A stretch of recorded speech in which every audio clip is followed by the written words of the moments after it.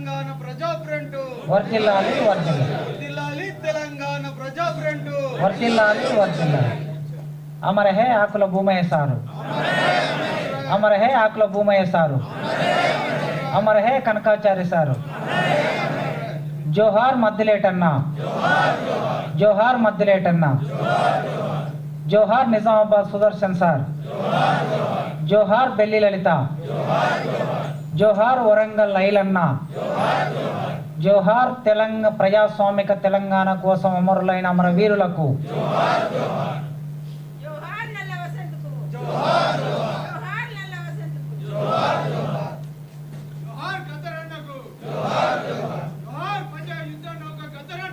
జోహార్ జోహార్.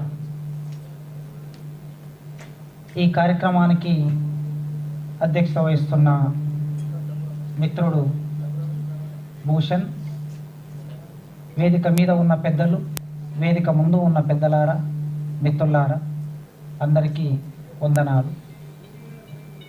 తెలంగాణ ప్రజా ఫ్రంట్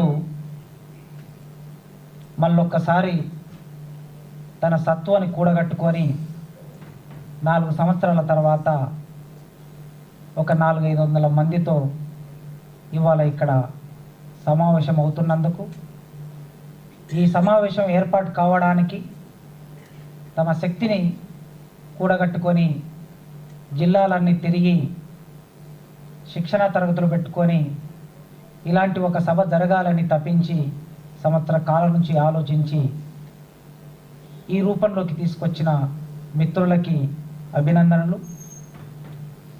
తెలంగాణ ప్రజా ఫ్రంట్ తెలంగాణ ఏర్పాటులో ఒక ప్రత్యేక పాత్ర పోషించింది.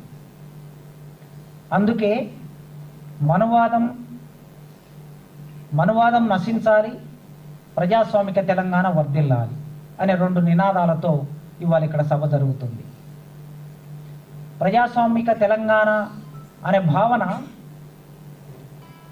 ఈ తెలంగాణ నేల మీద రక్త తర్పణతో రూపొందిన భావన. నేను ఇప్పటి వరకు చెప్పిన పేర్లు ఏవైతే ఉన్నాయో, అమరులైన వాళ్ళ పేర్లు ఏవైతే ఉన్నాయో, ఈ అమరులందరూ మొదటి అమరురాలు బెల్లి లలిత అనుకుంటే తెలంగాణ కళా సమితి కో-కన్వీనర్ బెల్లి లలిత, తర్వాత ఐలన్న, సుదర్శన్, భూమయ్య సార్, కనకాచారి సార్, వీళ్ళందరూ నల్ల వసంత్. సరే, నల్ల వసంత్ టెక్నికల్గా ఆయన టీఆర్ఎస్ పార్టీలో ఉన్నా ఆయన తెలంగాణ జనసభ కార్యకర్త. వీళ్ళందరూ ప్రజాస్వామిక తెలంగాణ అనే భావాన్ని రూపొందడానికి, అది విస్తరించడానికి, అది సజీవంగా ఉండడానికి రక్త తర్పణ చేశారు. ఉట్టిగా నినాదాలు ఇచ్చి రూపొందిన భావన కాదది. ప్రజాస్వామిక తెలంగాణ వదిలేస్తావా లేదా అని అంటే ప్రజాస్వామిక తెలంగాణనే అంటాను అని నినదించినటువంటి వాడు. అట్లా నినదిస్తే నువ్వు చస్తావు అని అంటే చావడానికైనా సిద్ధపడిన వాడు. కనుక ఈ నేల మీద ఒక గొడ్డలి తీసుకొని కనకాచారి కంఠం మీద పాఠం చెప్పే కనకాచారి సార్ కంఠం మీద గొడ్డలి పెట్టినప్పుడు అది ప్రజాస్వామిక తెలంగాణ నినాదమే. వరంగల్లో పాట పాడుకునే, పాటలు పాడే తెలంగాణ కళా సమితి కో-కన్వీనర్ ఐలన్న గుండె జబ్బు కళాకారుడు. ఆయన ఆ గుండె జబ్బు నయం చేసుకోవడానికి ముఖ్యమంత్రి నిధి కోసం దరఖాస్తు పెట్టుకున్నాడు. ఆ డబ్బుల కోసం ఎదురు చూస్తున్నాడు. ఆ డబ్బులు వస్తే ఆపరేషన్ చేయించుకుందామని. ఆ డబ్బుల నెపం చూయించే ముఖ్యమంత్రి నుంచి డబ్బులు వచ్చాయి, ఎంఆర్ఓ గారు పిలుస్తున్నారని మంగళ షాపులో కటింగ్ చేయించుకుంటున్న ఐలన్నని మఫ్టీ పోలీసులు వచ్చి ఎత్తుకెళ్ళారు. గెస్ట్ హౌస్కి తీసుకెళ్ళి చంపేసి పద్మాక్షమ్మ గుట్టల్లో పడేశారు. బెల్లి లలిత 17 ముక్కలుగా తెగిపడిన బెల్లి లలిత మీ అందరికీ తెలుసు ఆ చరిత్ర అంతా. కనకాచారి సుదర్శన్, నిజామాబాద్ పోస్టల్ ఉద్యోగి సుదర్శన్, నిజామాబాదులో అనామకుడైన ఒక కొడుకు. మనం ఏం మాట్లాడుతున్నాం ఆ పిల్లవాడికి తెలియదు, ఆ పిల్లవాడు ఏం మాట్లాడతాడో మనకు తెలియదు. ఫిజికలీ హ్యాండిక్యాప్డ్, కానీ తండ్రి కోసం తప్పిస్తాడు. తండ్రి ఎప్పుడొస్తాడని ఎదురు చూస్తాడు.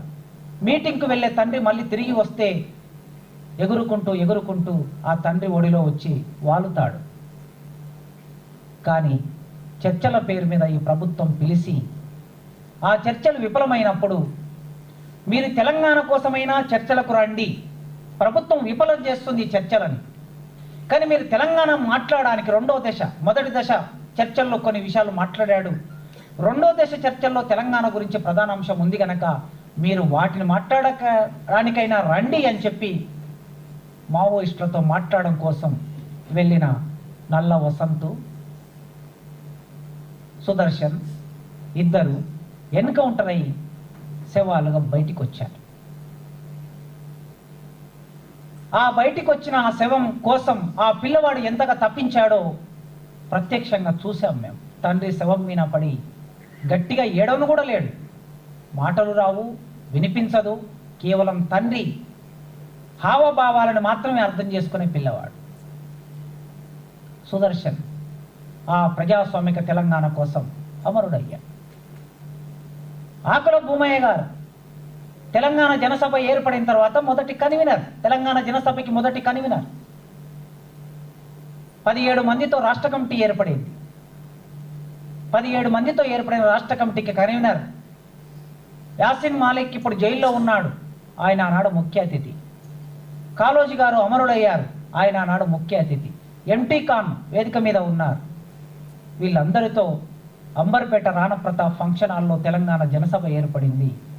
మున్సిపల్ గ్రౌండ్లో ఉప్పల్ మున్సిపల్ గ్రౌండ్లో సభ జరిగింది.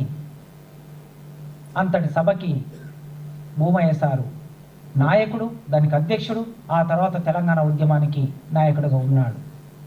టిప్పర్తో యాక్సిడెంట్ చేసి చంపేశారు. తెలంగాణ వస్తుంది. తెలంగాణ వచ్చిన తర్వాత ఈ తెలంగాణ పాలక వర్గాలకి అనుకూలమైన తెలంగాణ, పాలక వర్గాలకి ఏ సమస్య లేకుండా పరిపాలించుకోవాలంటే ఇలాంటి ప్రజాస్వామిక తెలంగాణ గొంతులు ఉంటే మనం పరిపాలించలేమని చంపేశారు. ఇటీవలి కాలంలో తెలంగాణ ప్రజాఫ్రంట్గా, ఆ తర్వాత తెలంగాణ జనసభలోనే కో కన్వీనర్గా పనిచేసి, ఆ తర్వాత తెలంగాణ ప్రజాఫ్రంట్ ఏర్పడితే ఆ ప్రజాఫ్రంట్కు అధ్యక్షుడిగా పనిచేసి మద్దిలేటి అనారోగ్యంతో అమరుడయ్యాడు. ఆ తర్వాత తెలంగాణ ఉద్యమంలో ఒక ప్రత్యామ్నాయ ఉద్యమాన్ని నిర్మాణం చేయడం కోసం, ఇది బూర్జువ డిమాండే కావచ్చు, ఇది ప్రజల సమస్య, ఇది ప్రజల నినాదం అనుకొని ఆ ప్రజల నినాదాన్ని ప్రజల వైపు మలిచి ఒక పెద్ద ఉద్యమంగా నిర్మాణం చేయడానికి తను కట్టిన గజ్జె, తను పాడిన పాట తెలంగాణ ఉద్యమం కోసం ఇవాళ అనివార్యం అనుకొని తెలంగాణ ప్రజాఫ్రంట్కు అధ్యక్షుడైన ప్రజా యుద్ధ నౌక గద్దర్ ఇటీవల అమరుడయ్యారు.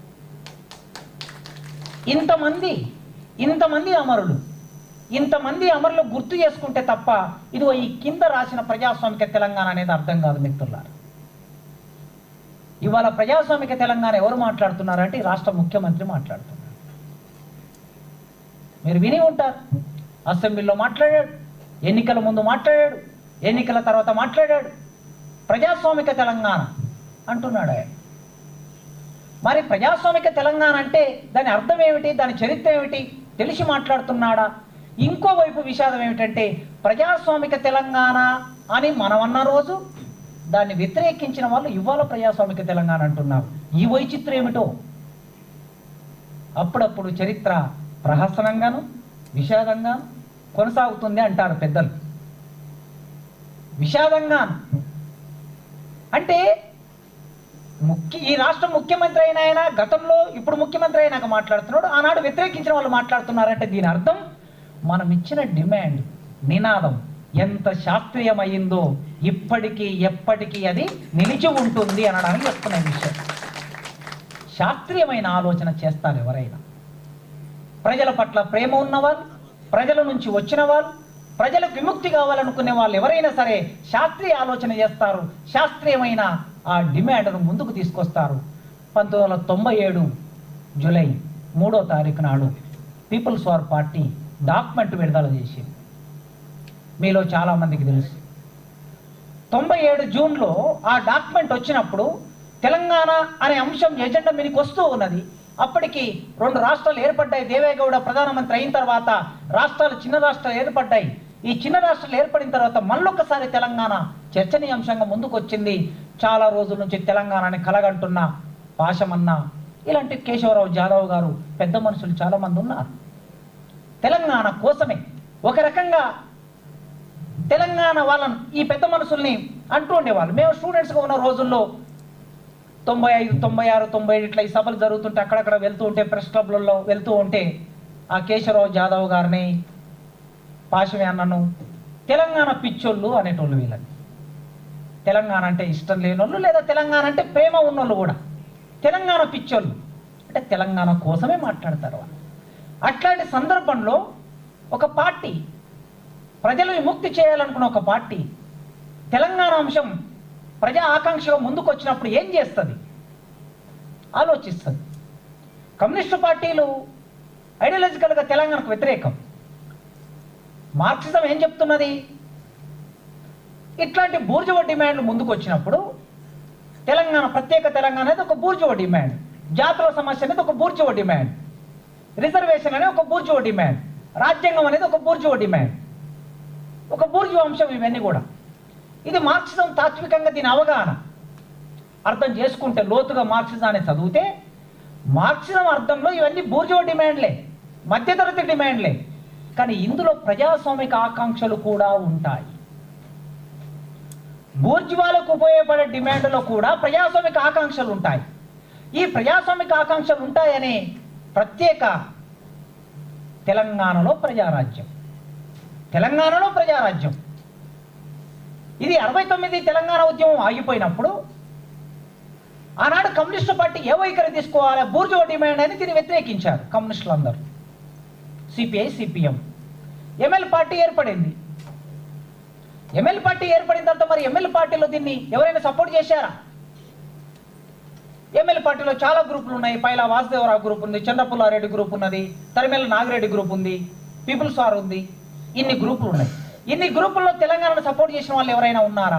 వీళ్ళందరూ తెలంగాణ వ్యతిరేకించారు. ఆ డాక్యుమెంట్లన్నీ మనం తిరిగేసి చూస్తే అందరూ తెలంగాణను వ్యతిరేకించారు.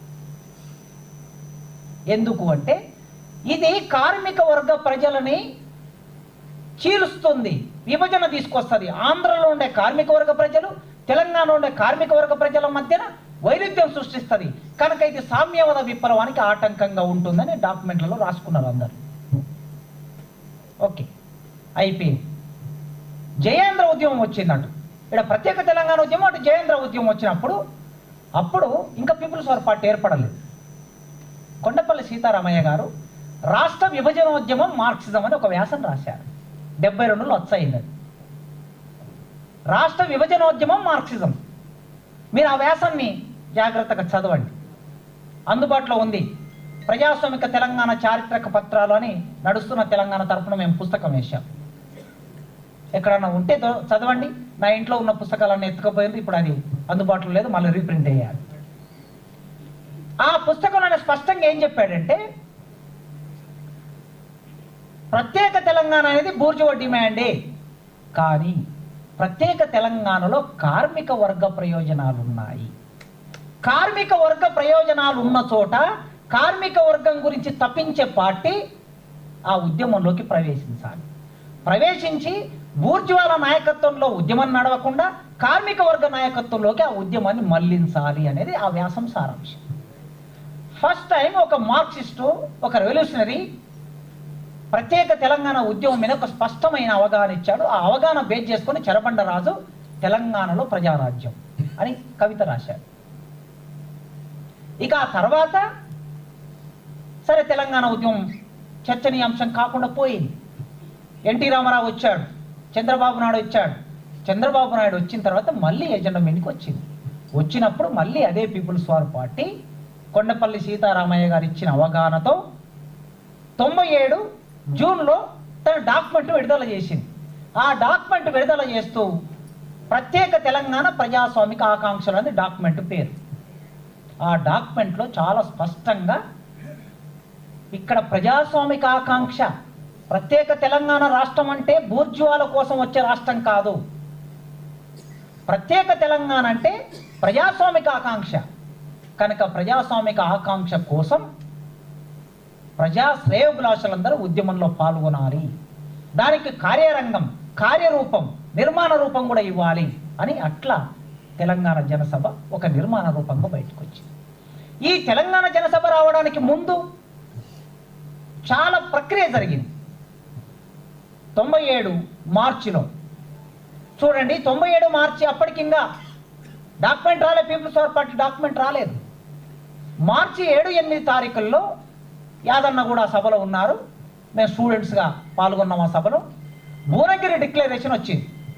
భువనగిరిలో ఒక 30-40 వేల మందితో సభ జరిగింది.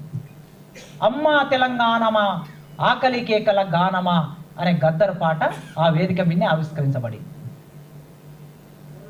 అది తెలంగాణ ప్రాంతంలో ఉండే కోస్తాంధ్ర పెట్టుబడిదారులు, భూస్వాములు తెలంగాణ ప్రాంతాన్ని ఎట్లా పీల్చి పిప్పి చేస్తున్నారో, ప్రత్యేక తెలంగాణ రాష్ట్రం ఏర్పడవలసిన అవసరం ఏముందో స్పష్టంగా భువనగిరి డిక్లరేషన్ చెప్పింది. ఆ తర్వాత 97 డిసెంబర్ ఇంకొక 8 నెలలకి అప్పటికే ఏఐపిఆర్ఎఫ్ అనే ఒక సంఘం ఏర్పడింది. ఆ సంఘానికి జిఎన్ సాయిబాబా కార్యదర్శిగా ఉన్నాడు. జిఎన్ సాయిబాబా కార్యదర్శిగా ఉన్నటువంటి ఆ సంఘం జాతుల సమస్య మీద ఒక డాక్యుమెంట్ విడుదల చేసింది. దాని నేపథ్యంలో ఢిల్లీలో ఒక సదస్సు జరిగింది. ఆ తర్వాత డిసెంబర్ 29-30 తారీఖుల్లో వరంగల్లో ప్రత్యేక తెలంగాణ మీద మొదటి రోజు 2 రోజులు సదస్సులు జరిగి రెండో రోజు ముగింపుగా బహిరంగ సభ జరిగింది. 97 డిసెంబర్ 29-30 2 లక్షల మందితో సభ జరిగింది. ఆ సభలో వరంగల్ డిక్లరేషన్ ఆవిష్కరించారు. ఈ వరంగల్ డిక్లరేషన్ ప్రజాస్వామిక తెలంగాణ అనే నినాదాన్ని వరంగల్ డిక్లరేషన్ స్పష్టంగా ఇచ్చింది.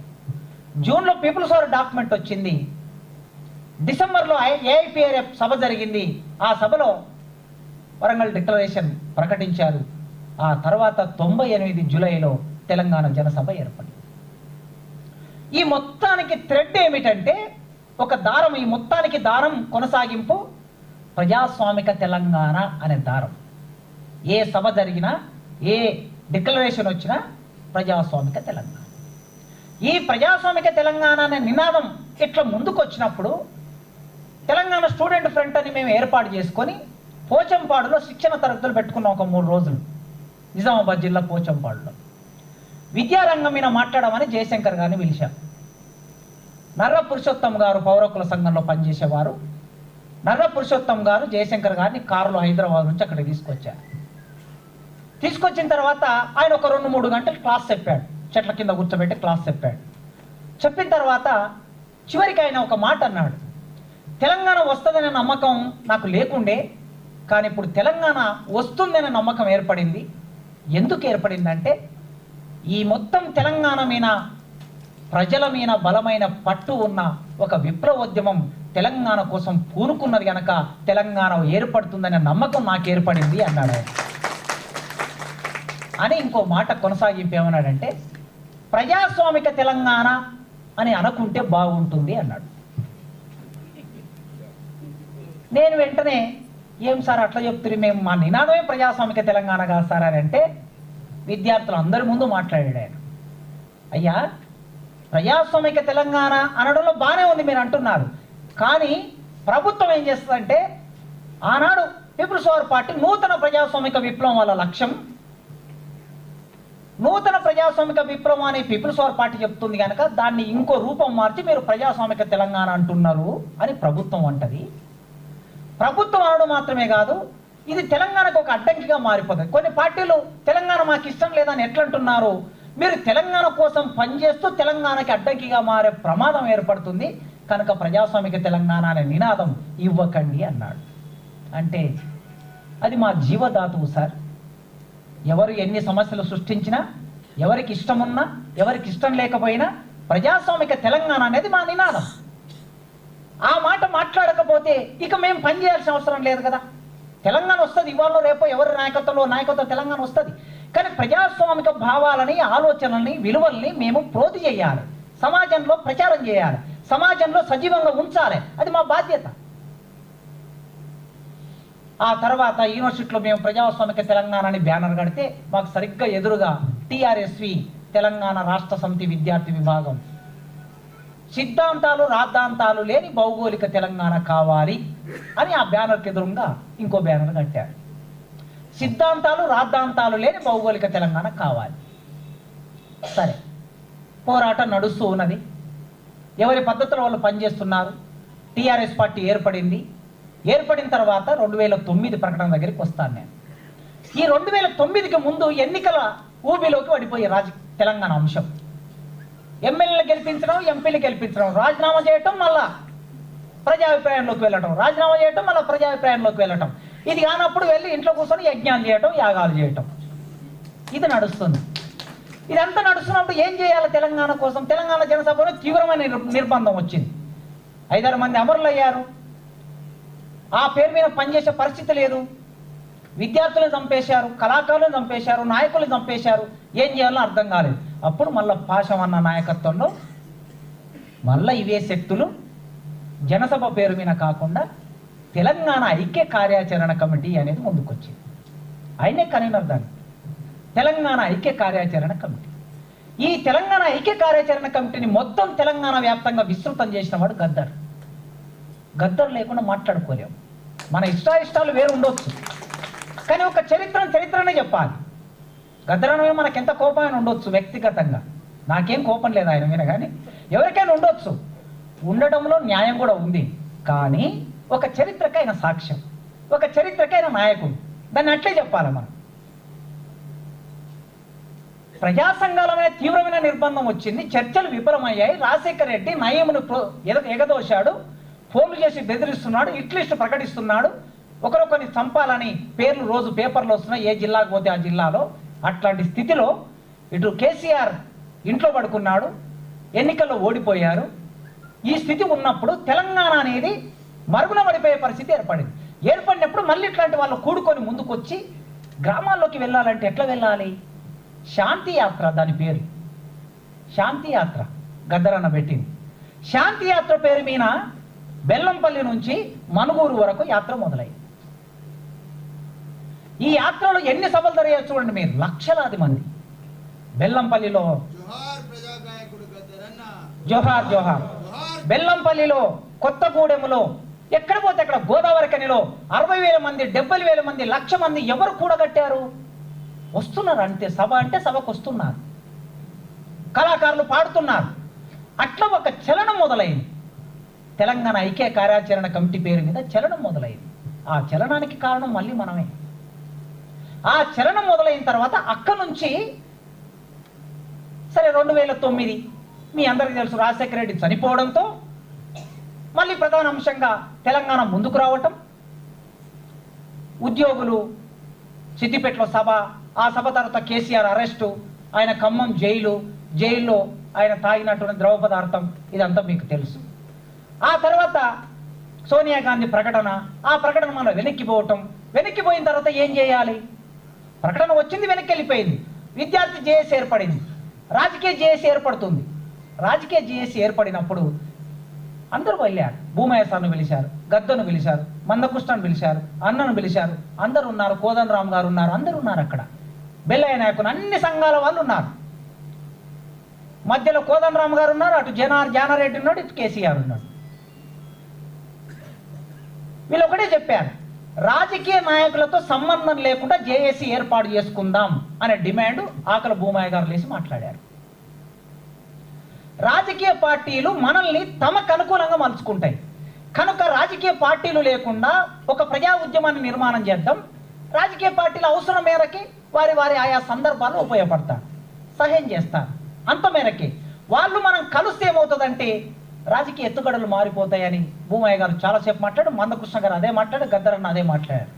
కానీ వీటన్నిటిని పూర్వపక్షం చేస్తూ రాజకీయ పార్టీలతో ఏర్పాటైన జేఏసీ ప్రకటన జరిగింది. ఆ జేఏసీకి కోదండరామ్ గారు నాయకులు అయ్యారు. వీళ్ళు ముగ్గురు దాన్ని బైకాట్ చేసి బయటకు వచ్చారు. బయటకు వచ్చిన తర్వాత ఎవరి సంఘాలు వాళ్ళు పెట్టుకోవాలి కదా. అప్పుడు ఏం చేయాలని మళ్ళీ కూర్చొని మాట్లాడుకున్నప్పుడు తెలంగాణ ప్రజా ఫ్రంట్ అనేది 2009లో మళ్ళీ 2010-9 కాలంలో ఏజెండా మీదకి వచ్చింది. తెలంగాణ ప్రజా ఫ్రంట్ నిర్మాణమై ఆ నిర్మాణం సందర్భంలో కూడా చాలా గొడవ జరిగింది. దాన్ని చీల్చడానికి చాలా ఎత్తులు వేశారు. హైదరాబాద్లో లక్కడికప్పుల్లో ఫంక్షన్ హాల్ పేరు ఏదో ఉందనో లక్కడికప్పుల్లో జరిగితే పెద్ద సభ జరిగింది. మయూరి ఫంక్షన్ హాల్, రాష్ట్ర వ్యాప్తంగా ప్రతినిధులు వచ్చారు. వేదిక మీద గొడవ, గద్దర నన్ను కొట్టారు. తెలుసా మీకు ఆ విషయం? వేదిక మీద గద్దర నన్ను కొట్టారు. అన్ని భరించాడు ఆయన. విమర్శలు భరించాడు, దెబ్బలు భరించాడు, అవమానాలు భరించాడు, అన్ని భరించాడు. అది జరిగిన తర్వాత తెలంగాణ ప్రజా ఫ్రంట్ ఏర్పడింది. తెలంగాణ ప్రజా ఫ్రంట్ ఏర్పడిన తర్వాత ఇక మీరు ఆ ఉద్యమానికి ప్రత్యక్ష సాక్షులుగా అందులో మీరు భాగంగా ఉన్నారు. అంటే ప్రజాస్వామిక తెలంగాణ అనే నినాదం ఉట్టిగా రాలేదు.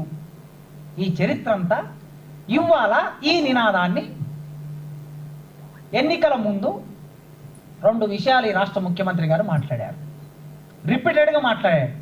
ఒకటి, నక్సలైట్ రావాలని ప్రజలు మళ్ళీ కోరుకుంటున్నారు అనేది ఒకటి. రెండోది, ప్రజాస్వామిక తెలంగాణ కావాలి. ఈ 2 మాటలు మాట్లాడాడు ఆయన. మాట్లాడాడు కనుక మరి ఇప్పుడు ప్రజాస్వామిక తెలంగాణ అంటే ఏమిటి? ఆనాడు 97 డిక్లరేషన్లో ప్రజాస్వామిక తెలంగాణ ఏముంది అంటే బిఎస్ఎఫ్ దళాలు తెలంగాణని ఆవరించి ఉన్నాయి, తెలంగాణ నుంచి వాళ్ళని విత్డ్రా చేయించాలి. తెలంగాణలో భూములు, పంచబడిన భూములలో రైతులు సాగు చేసుకుంటున్నారు, సాగు చేసుకోకుండా పోలీసులు అడ్డుపడుతున్నారు, వాళ్ళకి పట్టాలు ఇవ్వాలి. తెలంగాణలో పాట పాడడానికి, ఆట ఆడడానికి, సభలు పెట్టుకోవడానికి అవకాశం లేదు. వాక్ సభా స్వాతంత్రాలకి తెలంగాణలో అవకాశం ఉండాలి. తెలంగాణలో దళితుల మీద దాడులు జరుగుతున్నాయి, దాడులు జరిగే తెలంగాణ నిర్మాణం కావాలి. దళితులకి భూమి పంపకం జరగాలి.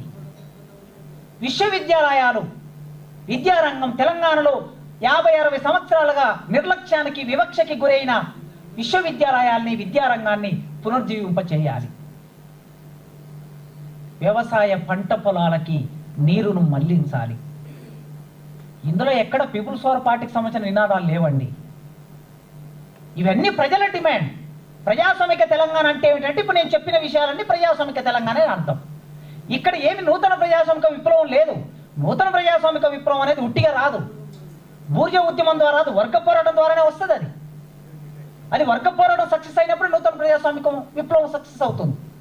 కనుక ఇది కేవలం ప్రజల డిమాండ్లే. స్త్రీల మీద దాడులు జరగొద్దు, దళితుల మీద దాడులు జరగొద్దు, రైతులకి రుణమాఫీ జరగాలి, రైతులకి భూమికి నీళ్ళు అందాలి, పట్టాలు ఇవ్వాలి, సభలు పెట్టుకునే అవకాశం ఉండాలి. ఇదే కదా ప్రజాస్వామిక తెలంగాణ అంటే ఏమిటి అని వాళ్ళు అడిగారు. ఇదే జనసభ అడిగింది, ఇదే ఐక్య కార్యాచరణ కమిటీ, ఇదే ప్రజా ఫ్రంట్ అడిగింది. అందుకే ప్రజాస్వామ్యం కాపాడుకుందామంటే దాని అర్థం రేవంత్ రెడ్డి ప్రజాస్వామ్యం కాదు. ఆనాడు ప్రజాస్వామిక తెలంగాణను వ్యతిరేకించిన వాళ్ళు ఇవాళ ప్రజాస్వామ్యం అంటున్నారు కదా, ఆ ప్రజాస్వామ్యం కాదు. ప్రజాస్వామ్యాన్ని మళ్ళీ కాపాడుకోవాలంటే ఎవరు కాపాడాలి? మళ్ళీ మనమే కాపాడాలి. కింద పడుతో, మూలుగుతో, ముక్కుతో, కాలు ఇరిగి, చెయ్యి ఇరిగి, జైల్లో పడి, బయటకు వచ్చి, ఇక్కడ వచ్చి, అక్కడ వచ్చి, మళ్ళీ ఇదో ఈ మట్టి జీవులే, ఏ గుర్తింపు లేని వాళ్ళు. ఇప్పుడు భూషణ్ను తీసుకెళ్ళి, లేకపోతే సంజీవరావుని తీసుకెళ్ళి, లేకపోతే అంబన్నను తీసుకెళ్ళి జైల్లో పడేస్తే కనీసం ఒక చిన్న న్యూస్ కూడా రాదు. నన్ను తీసుకెళ్ళి జైల్లో పడేస్తే స్టేట్ పేజ్లో వస్తుంది. సమాజంలో గుర్తింపు ఉన్న వాళ్ళం కనుక. ఏ గుర్తింపు లేని వాళ్ళు ఇల్లు తిరిగి ఇంతమందిని కూడా కట్టారు. దేనికోసం? ప్రజాస్వామ్యం కోసం, ప్రజాస్వామ్యాన్ని కాపాడడం కోసం. అందుకే ఆ ప్రజాస్వామ్యం తెలంగాణలో ఈ 10 సంవత్సరాల కాలంలో ఎట్లా అమలైంది? ఆనాడు ఆ డాక్యుమెంట్లో ఉన్న విషయాలే మళ్ళీ తిరిగి మనం గుర్తు చేసుకుంటే, ఇదే సుందరయ్య విజ్ఞాన కేంద్రానికి హరగోపాల్ గారు వీళ్ళందరి నాయకత్వంలో ప్రత్యామ్నాయ రాజకీయ సభ జరపాలనుకుంటే తాళాలేశారు. వాక్ సభా స్వాతంత్రం అడుగుతున్నాం కదా, ఆర్టికల్ 14 నుంచి ఆర్టికల్ 18 వరకు భారత రాజ్యాంగం హామీ పడినటువంటి సభ పెట్టుకునే హక్కు అడుగుతున్నాం. సభ పెట్టుకునే హక్కు తెలంగాణలో లేదు కనుక ప్రజాస్వామిక తెలంగాణ అన్నాం, అంతే తప్ప ఇది నూతన ప్రజాస్వామిక తెలంగాణ కాదు. మీరు ఇంకా ఎవరికైనా డౌట్లు ఉంటే లేదా ఎవరైనా అడిగితే కూడా చెప్పాలి స్పష్టంగా. మేం అడుగుతున్న ప్రజాస్వామ్య తెలంగాణ అంటే భారత రాజ్యాంగంలో చెప్పబడిన తెలంగాణనే. ఇది నక్సలైట్ల తెలంగాణ కాదు, ఇది మావోయిస్టుల తెలంగాణ కానే కాదు. అందుకే ఇవాళ తెలంగాణ ప్రాంతంలో 10 సంవత్సరాల కాలంలో హక్కులు అణచివేయబడ్డాయి, హననమయ్యాయి. ఈ హననమయ్యే క్రమంలో తెలంగాణ 2019లో మళ్ళీ 18లో గెలిచిన తర్వాత రెండో దశలో మొదటిసారి గెలిచి రెండోసారి గెలిచాక ఈ గొంతులు మళ్ళీ రోడ్డు మీదకి వస్తాయి, ఈ గొంతులు ప్రతిఘటిస్తాయి అనుకొని ఈ గొంతుల మీద నిర్బంధం ప్రయోగించాలి, ఊపా కేసులు ప్రయోగించాలి. విద్యారంగంలో పనిచేస్తున్నా, విద్యార్థి రంగంలో పనిచేస్తున్నా, గద్వాలకు మక్తలకు సంబంధించిన మద్దిలేట అనే పిల్లవాడు మొత్తం ఈ దేశాన్ని కూల్చడానికి, రాష్ట్రాన్ని కూల్చడానికి కుట్ర పన్నాడా. నల్లకుంటలో రూమ్ తీసుకొని పసిబిడ్డను పెట్టుకొని భార్య అతడు ఉండే ఒక రూములో ఈ భారతదేశాన్ని కూల్చే కుట్ర పన్నాడా. ఆ పిల్లవాడి మీద కేసు పెట్టి ఆయన కన్ఫెషన్ ఆధారం చేసుకొని ఇంతమంది మీద కట్టుకథలల్లి ఇంతమందిని అరెస్ట్ చేసి ఎక్కడికక్కడ జైల్లో నిర్బంధించి తెలంగాణ ప్రజా ఫ్రంట్ పని చేయకుండా కేసీఆర్ ప్రయోగించాడు. పని చేయని ఒక స్థితి కల్పించాడు. ఓకే, చెప్తుంటారు కదా, ఇప్పుడు గదరనే రాశాడు, నీ తాతకు తాత హిట్లరుగాడు నాకెదుడేవాడని నాట్యం ఆడితే ఎర్రదండు అని చుట్టుముట్టుతే గుండె ఆగిపోయి గుటుక్కుమండు, నీ అయ్యకు అయ్యా నైజామోడు నాకెదుడేవాడని నాట్యం ఆడితే వీర తెలంగాణ చుట్టుముట్టుతే ఫైజామోడి పరుగు తీసినాడు, నీ అమ్మకు అమ్మ ఇందిరాగాంధీ జాతుల రక్తం పెండుక తాతే కాపలదారు కన్నెర్ర చేస్తే కాలిపోయినది బూడిదయినది అని రాసినాయి. ఎప్పుడో ఒకసారి ఇక్కడున్నోడు అక్కడ ఉంటాడు, అక్కడున్నోడు ఇక్కడ ఉంటాడు. కాలం అంతే, టైం వెయిట్ అండ్ సీ.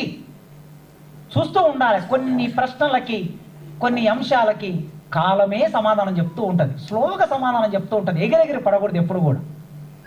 ఏది మన పెంకు మీద ఏంచేటప్పుడు ఎగిరెగిరి పడుతుంటాయి కదా, అట్లా ఎగిరెగిరి పడితే టక్కున తప్పి పొయ్యిలో పడతాం.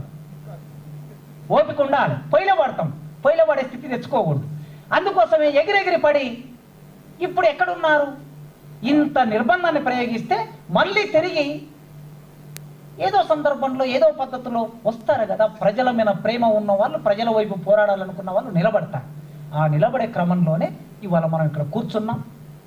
తెలంగాణ ఇంతకుముందు నరసింహారెడ్డి గారు చెప్పినట్లు ఈ పార్టీ పోయి ఆ పార్టీ వస్తే, ఆ పార్టీ పోయి ఈ పార్టీ వస్తే వాడేం సామ్యవాది కాదు, వీడేం సామ్యవాది కాదు, వీడేమి పెట్టుబడిదారుడు అయి వాడేమి సోషలిస్టు కాదు. అందరూ ఒక తాను ముక్కలే. ఈ ఒక తాను ముక్కలు అయినప్పుడు వీళ్ళు అమలు చేసే ఆర్థిక అభివృద్ధి నమూనా ఆదానిని వద్దన్నాం, మనం వద్దంటున్నాం ఆదానిని. మరి ఈయన వెళ్ళి రేవంత్ రెడ్డి గారు వెళ్ళి ఆదానితో చట్టపట్టాలు వేసుకొని తీసుకొచ్చి కూసబెట్టాడు. ఇక్కడ ఎవరి అభివృద్ధి నమూనా అయినా ఒకటే కదా. ఈయన విప్లవకారుడు కనిపిస్తాడు, ఈయనలో మనకి ఏమి భ్రమలు అక్కర్లేదు. కాకపోతే ఏంటంటే వాడి మీద ఉన్న ఆ బలమైన కోపం ఉంటుంది కదా మనకి. ఆ బలమైన కోపం ఉన్నప్పుడు ఎవడో ఒకడు స్లోగా కొద్దిగా సన్నగా కనిపిస్తాడేమో ఎదురు చూస్తూ ఉంటాం. అది మానసిక బలహీనత. ఆ మానసిక బలహీనత నుంచి చెప్తూ ఉంటాం. అందుకే మిత్రులారా, మనం సిద్ధపడవలసింది ప్రజాస్వామిక ఆకాంక్షల కోసం, రాజ్యాంగాన్ని కాపాడడం కోసం ఖచ్చితంగా ప్రజాస్వామిక తెలంగాణ అనే నినాదాన్ని ఎత్తుకోవాల్సిందే. ప్రజాస్వామిక విలువలు అమలయ్యే వరకు ఆయా పాలక వర్గాల మీద పోరాటం చేయవలసిందే. ఇది ఒకవైపు ఉండగా ఈ దేశానికి మొత్తం ఒక పెను ప్రమాదంగా మన ముందుకొచ్చింది. మనువాదం అనే ఒక పెను ప్రమాదం మన ముందుకొచ్చింది. ఫాసిజం అనే ఒక పెను ప్రమాదం మన ముందుకొచ్చింది. ఈ ఫాసిజం, మనువాదం అనే ఈ సందర్భంలో దీన్ని ఓడించడానికి దేశవ్యాప్తంగా ఉన్న శక్తులన్నీ ఏకం చేయవలసిన బాధ్యత మన మీద ఉన్నది. పోరాడే శక్తులని, పాలకవర్గాలని ఏకం చేసే పని మనది కాదు. వాళ్ళ అవసరాన్ని బట్టి ఆయా సందర్భాల్లో ఏకమవుతారు. ఒక్కొక్కసారి పోరాడే శక్తులే, వర్గ పోరాటం నడిపే పార్టీలే పాలక వర్గాల్ని కూడా ఏకం చేసే సందర్భాలు వస్తాయి కావచ్చు. దానికోసం వెయిట్ చేద్దాం మనం. కానీ ఇప్పుడు ప్రజల మధ్యన ఫాసిజానికి, మనువాదానికి వ్యతిరేకంగా ఆలోచనని ప్రోధి చేయవలసిన బాధ్యత మనందరి మీద ఉంది. గ్రామాలు ఒకప్పట్లాగా లేవు. మనం అనుకుంటున్నట్లు హైదరాబాద్లో కూర్చొని మనం ఆలోచిస్తున్నట్లు గ్రామాలు లేవు. గ్రామాల్లో ఉన్న మీ అందరికీ తెలుసు ఎట్లా మారిపోతున్నాయి, ఆర్థిక సంబంధాలు ఎట్లా మారిపోతున్నాయి, ఉత్పత్తి సంబంధాలు ఎట్లా మారిపోతున్నాయి, భావజాలం ఎట్లా మారిపోతుంది. చూస్తూ ఉంటే మనకు అర్థమవుతుంది. అందుకే ఒక గ్రామాన్ని యూనిట్గా తీసుకొని వాళ్ళు ఎన్ని రూపాలు అవసరమైతే అన్ని రూపాలు. ఫాసిజం మొదలు పెట్టినప్పుడే ఒక 2-3 అంశాలు అనుకున్నారు వాళ్ళు. ఎవరైతే గూండాలు ఉంటారో, ఎవరైతే విలాసంగా తిరిగే వాళ్ళు ఉంటారో వాళ్ళందరినీ చేరదీయటం. ఫాసిస్టులు ఏం చేస్తారంటే వాళ్ళందరినీ చేరదీస్తారు. ఇది ఒక వర్గం. ఆ తర్వాత ఏం చేస్తారు, దేశం అంటే, దేశభక్తి అంటే ఉప్పొంగిపోయేటటువంటి వాళ్ళు ఉంటారు. అందులో పత్రిక విలేకరులు ఉంటారు, అందులో మాజీ సైనికులు ఉంటారు, మేధావులు ఉంటారు. వాళ్ళందరినీ చేరదీస్తారు. సమాజం తిరోగమనలో ఉండాలని కోరుకునే రచయితలు ఉంటారు, వాళ్ళందరినీ చేరదీస్తారు. వీళ్ళందరినీ చేరదీసి ఫాసిజానికి సంబంధించిన ఆలోచన ప్రోధి చేసే క్రమంలో శత్రువులు ఉంటారు వీళ్ళకి. ఈ శత్రువులు ఆనాడు ఇటలీలో వాళ్ళు ప్రకటించుకునే శత్రువులు కమ్యూనిస్టులు, సోషలిస్టులు, వీళ్ళిద్దరు శత్రువులు. వీళ్ళిద్దరు ప్రధాన శత్రువులు ఫాసిజానికి. ప్రధాన శత్రువులు గనక వాళ్ళ మీద ఎక్కుపెట్టి కమ్యూనిస్టులని, సోషలిస్ట్ని సామూహిక హరణం చేయటం, చంపేయటం.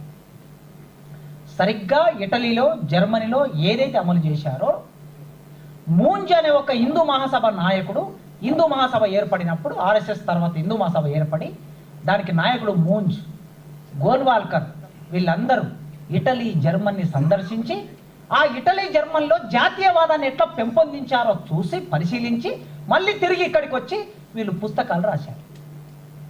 వార్ అండ్ ఇండిపెండెన్స్ సావర్కర్ రాసిన పుస్తకం, బంచ్ ఆఫ్ థాట్ గోల్వాల్కర్ రాసిన పుస్తకం. ఈ పుస్తకాల్లో ఏం చెప్పారు? భారతదేశంలో ఉన్న హిందువులందరినీ ఏకం చేయడానికి మన కార్యాచరణ ఏమిటి అంటే, ఈ దేశంలో మనకు 3 శత్రువులు. 1 కమ్యూనిస్టులు, 2 ముస్లింలు, 3 క్రైస్తవులు. ఈ 3 శత్రువులుగా ప్రకటించుకొని ఫాసిజం మనువాదం ముందుకెళ్తుంది. ఈ ముందుకెళ్లే క్రమంలో కమ్యూనిస్టులు శత్రువులు కదా. ఇప్పుడు కమ్యూనిస్టు శత్రువులు అంటే ఎవరు? నా అర్థంలో కమ్యూనిస్టు శత్రువు అంటే భారతదేశంలో ఫాసిజానికి, బ్రాహ్మణీయ ఫాసిజానికి, మనువాదానికి శత్రువులు. అడవుల్లో ఉండి ఈ దేశాన్ని రక్షించడం కోసం ప్రాణత్యాగం చేస్తున్న మావోయిస్టులే శత్రువులు వాళ్ళు. ఎందుకంటే ఫాసిజమైన, నాజిజమైన పెట్టుబడి ఎరాలో అభివృద్ధి అయింది. పెట్టుబడిలో సంక్షోభం వచ్చినప్పుడు ఆ పెట్టుబడిని కాపాడడం కోసం ఆయా సందర్భాల్లో ఆ సిద్ధాంతాలు ముందుకొచ్చాయి. కనుక ఇవాళ పెట్టుబడి అవసరాల కోసం ఈ హిందుత్వ ఫాసిజం ముందుకు వస్తుంది. పెట్టుబడి ఫారెస్ట్లోకి ఎంటర్ కావాలి, పెట్టుబడికి వనరులు కావాలి, పెట్టుబడికి సంపద కావాలి. ఆ సంపద కావాలంటే ఈ దేశంలో ఉన్న సంపదని కాపాడుతున్నది, పోరాడుతున్నది అక్కడ ఉన్నటువంటి మావోయిస్టులు. కాంగ్రెస్ వాళ్ళను కూడా మావోయిస్టులను ఎందుకంటున్నాడు ఆయన అంటే, ఇక్కడ మావోయిస్టులను పేరు పెట్టి కాంగ్రెస్లను కొట్టదలుచుకున్నాడా, లేదా కాంగ్రెస్ వాళ్ళ పేరు పెట్టి మావోయిస్టులను కొట్టదలుచుకున్నాడా అని అంటే, ప్రధానమైన కేంద్రం మావోయిస్టులు. ఈ మావోయిస్టులు ఈ దేశానికి ఆటంకంగా ఉన్నారు అనే విషయాన్ని ప్రధానంగా తీసుకెళ్ళదలుచుకున్నాడు. దానికి కావలసిన భావజాల ప్రచారం, సినిమాలు వస్తున్నాయి, సీరియల్ వస్తున్నాయి, పత్రికలు, టీవీలు, కథనాలు, వాళ్ళ శిక్షణ శిబిరాల్లో, క్యాడర్ క్యాంపులో బోధించే పాఠాలు, ఇవి ఒకవైపు నడిపిస్తూనే మరోవైపు రాజకీయపరమైన యుద్ధం చేయదలుచుకున్నారు. చూడండి, ఆ రాష్ట్రంలో ఒక గిరిజనుడు ముఖ్యమంత్రి, మరో గిరిజనుడు జైల్లో ఉంటాడు. ఒక రాష్ట్రంలో గిరిజనుడు జైల్లో ఉంటాడు. ఆ రాష్ట్రంలో ముఖ్యమంత్రి, గిరిజనుడు ముఖ్యమంత్రి అవుతాడు. ముఖ్యమంత్రి భుజం మీద తుపాకీ పెట్టి గిరిజనుల్ని కాల్చి చంపుతారు. ఇది ఫాసిజం. చర్చలోనే ఒక ప్రకటన ప్రకటించి నువ్వు నిజంగా చర్చలు చేయాలనుకుంటే, వాళ్ళే చెప్పారు కదా, పోలీసులు పేపర్లో చదివాం మనం, ఒక 300 మీటర్లు, 300 మీటర్లు అంటే ఆల్మోస్ట్ ఒక ½ కిలోమీటర్, ½ కిలోమీటర్ వరకు మేము పాక్కుంటా వెళ్ళాం. బల్లుల్లాగా పాక్కుంటా వెళ్ళాం. మావోయిస్టులు ఉన్న శిబిరం దగ్గరికి పాక్కుంటా వెళ్ళి చుట్టుముట్టాం. అన్ని వైపుల నుంచి చుట్టుముట్టాం. నీవు అన్ని వైపుల నుంచి చుట్టుముట్టావు కదా, మరి అన్ని వైపుల నుంచి చుట్టుముట్టిన వాడివి చర్చలే చేయాలనుకుంటే నీ చేతుల్లో ఆ ప్రాంత నాయకులు అక్కడ ఉన్నారు. వాళ్ళు 50 మందో 60 మందో 100 మందో అక్కడ ఉన్నారు. చుట్టుముట్టి ప్రభుత్వాన్ని పిలిచి, మీడియాని పిలిచి, లేదా అరగోపాల్ సార్ లాంటి మేధావులు పిలిచి నువ్వు చర్చలు ప్రారంభం చేయాలనుకుంటే చెయ్యొచ్చు. కానీ నీ లక్ష్యం చర్చలు చేయటం కాదు, నీ లక్ష్యం చంపేయటం. చంపేయటం లక్ష్యం కనుక 20 మంది ఎన్కౌంటర్లో చనిపోయిన తర్వాత, మిగతా 12 మంది చనిపోయిన తర్వాత 20 మంది సజీవంగా దొరికితే, సజీవంగా దొరికిన 20 మందిని తీసుకెళ్ళి అయినా మాట్లాడవచ్చు. నువ్వు లేదు, వాళ్ళను కూడా చంపేశావు. అంటే ఈ దేశ సంపదను కాపాడుతున్న శక్తులు ఫాసిజానికి, ఆనాడు ముస్సోలిని అయినా హిట్లర్ అయినా ప్రకటించుకున్నది ప్రధాన శత్రువులు కమ్యూనిస్టులు. ఇవాళ ఈ దేశ పాలకులు, పెద్ద మనుషులు ప్రకటించుకున్నది ప్రధాన శత్రువులు కమ్యూనిస్టులు. కమ్యూనిస్టులు అంటే ఈ దేశంలో మావోయిస్టులు. ఇటు నల్లమల్లలో డీబీర్స్ కంపెనీ, అక్కడ విశాఖపట్నంలో జిందాల్ కంపెనీ, దండకారణ్యంలో వేదాంత కంపెనీ, ఎస్ఆర్ కంపెనీ, ఈ రకరకాల కంపెనీలు. అనగనగా రాజు అడవికి వెళ్తాడని చిన్నప్పుడు అమ్మమ్మ నాన్నమ్మ కథలు చెప్పేవాళ్ళు మనకి. ఈ అనగనగా రాజు అడవికి ఎందుకు వెళ్తాడు అనే ప్రశ్న మనకెప్పుడు రాలే చిన్నప్పుడు. తర్వాత అర్థమవుతుంది, అనగనగా రాజు అడవికి ఎందుకు వెళ్తాడంటే అడవిలో మనుషులు ఉంటారు, ఆదివాసులు ఉంటారు, మూలవాసులు ఉంటారు. వాళ్ళకు రాజ్యం ఉంటుంది, వాళ్ళకు రాజు ఉంటాడు. ఆ రాజ్యాన్ని ఆక్రమించడానికి, ఆ రాజును ఓడించడానికి వాళ్ళ కాళ్ళ కింద సంపద ఉంటుంది. సంపదను దోపిడీ చేసుకోవడానికి అనగనగా రాముడు అడవికే వెళ్ళాడు, అనగనగా అర్జునుడు అడవికే వెళ్ళాడు, అనగనగా భీముడు అడవికే వెళ్ళాడు. వామనుడు తన చిరుపాదంతో బలి తల మీద మోపాడు. వీళ్ళందరూ ఇప్పుడు అనగనగా ఎస్ఆర్ అడవికి పోతుంది, అనగనగా జిందాల్ అడవికి పోతుంది, అనగనగా డీబీర్స్ అడవికి పోతుంది. ఎందుకు పోతుంది? మళ్ళీ అక్కడ ఆదివాసులు ఉన్నారు, వాళ్ళకొక జీవన ప్రయాణం ఉన్నది, ఒక సంస్కృతి ఉన్నది, వాళ్ళ కాళ్ళ కింద సంపద ఉన్నది. ఆ సంపద ఈ పెట్టుబడిదారులకు అవసరం. ఎవరు దేశభక్తులు ఈ దేశంలో? నిజమైన దేశభక్తులు ఎవరు? దేశభక్తి పేరు మీద ప్రచారం అవుతున్న వాళ్ళు దేశభక్తుల? దేశభక్తి పేరు మీద ప్రచారమైన వాళ్ళు ఈ దేశాన్ని అమ్ముతున్నారు. వికసిత భారత్ అన్నారు కదా, మీరు ఒక్కసారి ఆలోచించండి. ఆయన చెప్పిన వికసిత భారత్, అప్పుడు వాజ్పేయి ఉన్నప్పుడు భారత్ వెలిగిపోతుంది అన్నారు 97లో. ఇప్పుడు వికసిత భారత్ అంటున్నారు. 80 కోట్ల మంది ప్రజలకి కేంద్ర ప్రభుత్వం ఆహార ధాన్యాలను సప్లై చేస్తుంది. 80 కోట్ల మందికి అంటే వైట్ రేషన్ కార్డు ఉన్న వాళ్ళని అర్థం. 80 కోట్ల మందికి ప్రభుత్వం ఆహార ధాన్యాలు తిండిని సప్లై చేస్తూ ఉన్న సందర్భంలో 140 కోట్లలో మరి వికసిత భారత్ ఎక్కడ వికసించింది? ఆదాని దగ్గర వికసించిందా? అంబానీ దగ్గర వికసించిందా? ఈ వికాసం పెట్టుబడిదారి ఆర్థిక నమూనా వికాసం. అందుకే మిత్రులారా, ఈ ఫాసిజాన్ని ఓడించడం కోసం ప్రజలందరినీ, సమూహాన్నంతా ఏకం చేయాల్సిన బాధ్యత మన మీద ఉన్నది. మరోవైపు తెలంగాణలో మనం నిర్దిష్టంగా ఉన్నాం కనుక ఈ నిర్దిష్ట ప్రాంతంలో నిలబడి ఇక్కడ ప్రజాస్వామిక తెలంగాణ అనే భావాన్ని పరివ్యాప్తి చేయాలి. చేయకపోతే 3 నెలలు అయింది, తర్వాత 6 నెలలు అవుతుంది, ఇంకో సంవత్సరం అవుతుంది. ఆ తర్వాత కూడా ఇక్కడ సభ పెట్టుకునే అవకాశం ఉంటుందో లేదో మనకు తెలియదు. కానీ మనం ప్రజల మధ్య ఉన్నంత కాలం, ప్రజల్లో ఉన్నంత కాలం ప్రజలే మనల్ని కాపాడుతారు. ప్రజాస్వామిక భావన పరివ్యాప్తి అవుతుందని కోరుకుంటూ నమస్తే.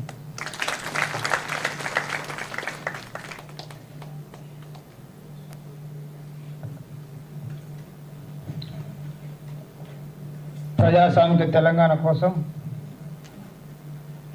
నిరంతరం ప్రజలలో ఉండాలని నిర్దేశం